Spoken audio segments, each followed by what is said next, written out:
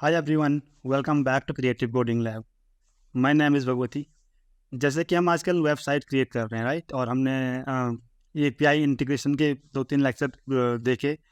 और आज हम जो डिस्कस करने वाले हैं वो है एरर हैंडलिंग। हम जावास्क्रिप्ट में एरर हैंडलिंग कैसे करते हैं, एरर को हैंडल करना हम कोड से करेंगे। और बेसिकली जो भी एपीआई होती है उसमें कुछ ना कुछ एरर्स तो होती है, राइट?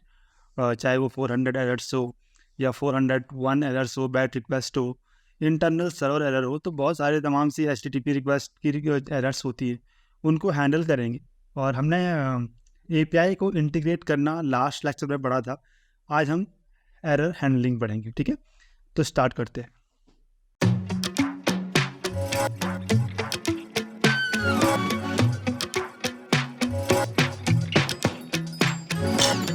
सो हमने लास्ट क्लास में एपीआई को इंटीग्रेट किया था और कुछ सर्च से हम कंट्रीज़ का डेटा को फैच किया था।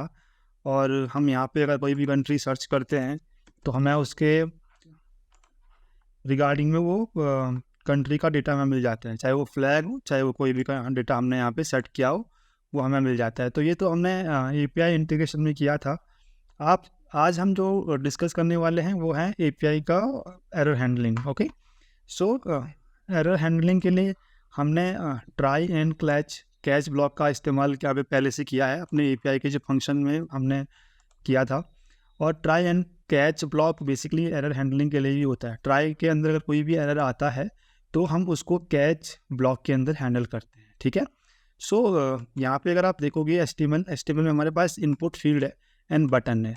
मैं यहाँ पे एक आईडी डाल देता हूँ एरर। ओके, जो भी एरर आएगी वो इस आईडी के अंदर आएगी, ठीक है? हम यहाँ पे जो भी एरर हमको यहाँ पे शो करना होगा, तो अभी अगर आप यहाँ पे देखोगे, मैं यहाँ पे टेस्ट लिखूँगा तो हमारा जो एरर यहाँ पे दिख रहा है ये टेस्ट, ठीक है? लेकिन हमें यहाँ नीचे लेके आना है उसको, बाद में मैं CSS से कर दूँगा। पहले मैं इसको निकाल के हम चलते हैं फंक्शन पे, ठीक है? अब फंक्शन पे देखोगे अगर आप, मैं यहाँ पे एक वेरिएबल लेता हूँ, कॉस्ट एरर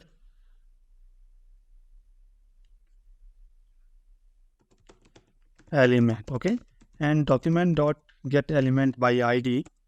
और मैं वो जो एरर मैंने यहाँ पे आईडी दिया था उस एरर को मैं यहाँ पे ले लूँगा। ओके, सो हमने यहाँ पे एक वेरिएबल लिया कॉस्ट एलिमेंट एरर एलिमेंट करके, और उसमें हमने अपना जो आईडी था HTML वाला वो यहाँ पे हमने ले लिया है, ठीक है?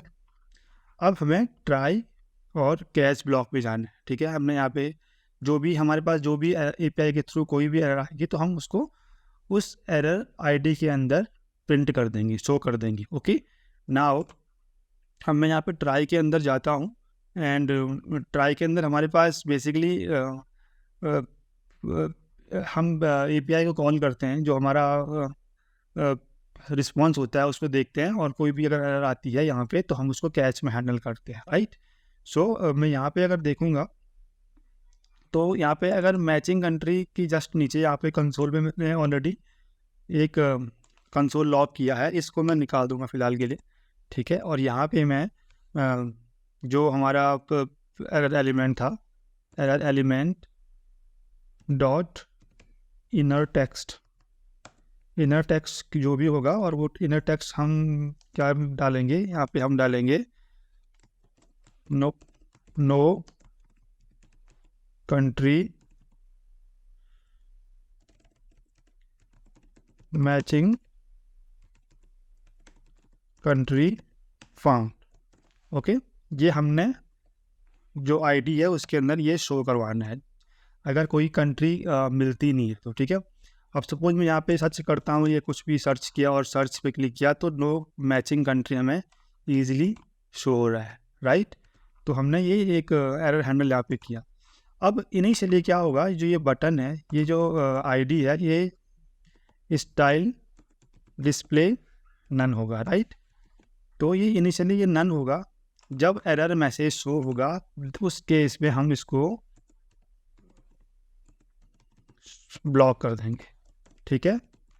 उस केस में हम इसको ब्लॉक कर देंगे और उसके बाद हम इसको वापस अगर सक्सेसफुल हुआ है, यानी कि अगर कोई एरर नहीं आई, तो हमें इसको नन भी करना है, यानी कि डिस्प्ले रन भी करना है। Style dot display equal none, ठीक है।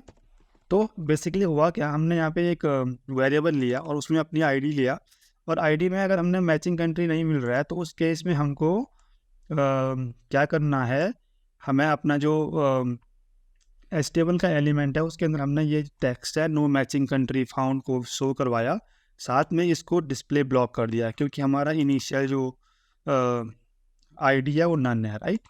देन हमने इसको ब्लॉक किया और बाद में हमने इसको वापस, अगर कोई भी एरर नहीं है, कोई अगर हमें कंट्री मिल रही है, तो उस केस में इसको डिस्प्ले नन कर दिया, राइट।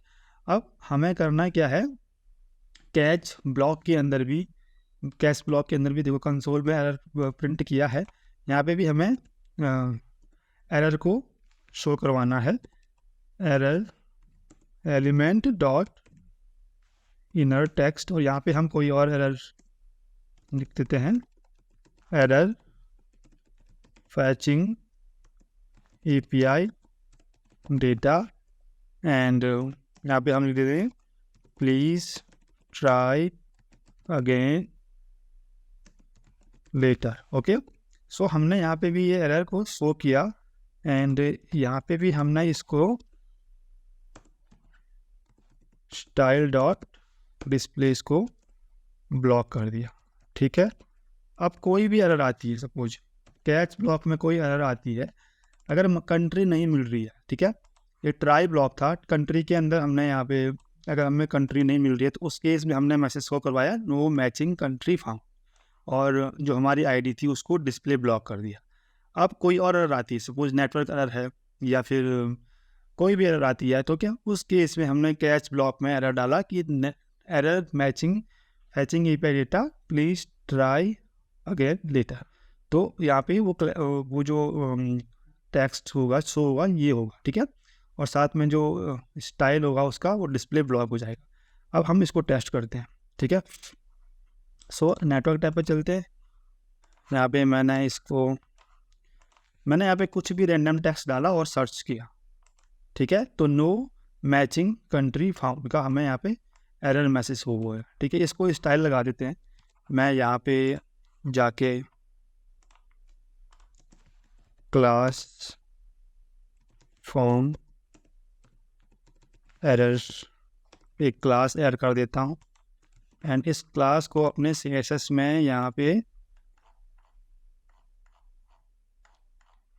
यहाँ नीचे मैं इसको पोजीशन एब्सोल्यूट दे दूंगा, एंड कलर इसका होगा रेड, ठीक है। बॉटम से मैं इसको 20 पिक्सल दे देता हूँ, एंड लेफ्ट 20 पिक्सल, ठीक है। अब ये क्या होगा, ये जो आईडी है, अब वो आईडी हमें ढूंढनी है, वो आईडी जस्ट इसके नीचे थी ये, ठीक है। इसको मैं ब्लॉक कर देता हूँ यहाँ से, एंड यहाँ पे अगर आप देखोगे तो ये फॉर्म हमारा ये है सर्च फॉर्म, ठीक है। अब ये सर्च फॉर्म है, इस सर्च फॉर्म को मैं पोजीशन रिलेटिव दे देता हूँ, ठीक है, ताकि हमारा जो एरर मैसेज है वो बहुत दूर एंडर ना हो, ठीक है। मैं यहाँ पे इसको टेस्ट डाल देता हूँ टेस्टिंग के लिए, ठीक है। सो वो जो टेस्ट है इसको मैं ब्लॉक कर देता हूँ फिलहाल, ताकि हम इसको टेस्ट कर पाएँ, ठीक है। ये टेस्ट यहाँ पे आ गया, और मैं इसको बॉटम से थोड़ा नीचे लेके आ जाता हूँ, या आई गेस वाइट के ऊपर रख दे क्योंकि विजिबिलिटी, ताकि वो दिखे अच्छे से। बॉटम 0 कर देते हैं, राइट, एंड लेफ्ट से यहाँ से हम इसको 28, लेफ्ट से 28 कर देते हैं, लेफ्ट से 28 एंड बॉटम से 0, ठीक है। अब ये जो भी एरर आएगी वो यहाँ पे शो हो जाएगी। अब हमें वापस से इसको डिस्प्ले नन करना है और टेस्ट को निकाल देना है। अब मैं यहाँ पे कोई रैंडम टेक्स्ट डाल के सर्च करता हूँ तो नो मैचिंग कंट्री फाउंड का हमें एरर आ रहा है। आई गेस थोड़ा सा इसको मैं ऊपर और फॉन्ट साइज भी इंक्रीज कर सकते हैं 16 पिक्सल, फॉन्ट साइज 20 कर देंगे,